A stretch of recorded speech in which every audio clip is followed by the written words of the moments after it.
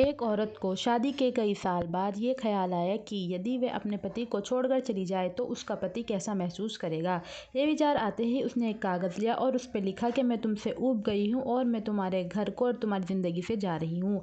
उसने उस पत्र को खाने की टेबल पर रख दिया। जब पति के आने का टाइम हुआ तो उसने उसके भाव देखने के लिए बेड के नीचे छुप गई। पति आया, उसने टेबल पर रखा पत्र पढ़ा। कुछ देर के लिए चुप्पी के बाद उसने पत्र पर कुछ लिखा।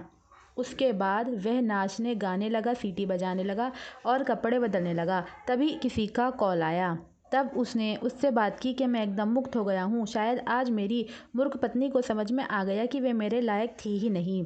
आज वो घर से हमेशा के लिए चली गई है। मैं एकदम आज़ाद हूँ। मैं तुमसे मिलने के लिए आ रहा हूँ। कपड़े बदलकर मेरे घर के सामने वाले पार्क में आ जाओ अभी। कपड़े बदलकर पति बाहर चला गया। आंसू भरी आंखों से पत्नी बेड के नीचे से निकली और उसने कांपते हाथों से पत्र पढ़ा, जिसके नीचे लाइन में लिखा था, पगली पेट बेड के नीचे से तेरे पैर दिख रहे हैं। पार्क के पास वाली दुकान से सिगरेट लेके आ रहा हूँ, तब तक चाय बना ले।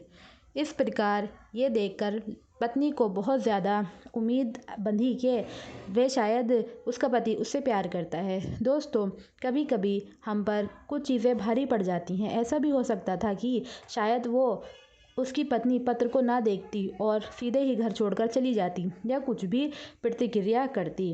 दोस्तों, हमें प्यार को आजमाने के लिए दुखदेही तरीके नहीं अपनाने चाहिए। हमें अपने प्यार को इस तरह से देख लेना चाहिए कि वह हमारे साथ कितना साथ दे रहा है, कितना सच्चा है और सोसाइटी में हमारे लिए क्या इमेज बना रहा है, हमारे लिए क्या क्या चीज़ें का हमारा ध्यान रख रहा है। आप इन सब चीज़ों से भी अपने प्यार का अभाव को जान सकते हैं।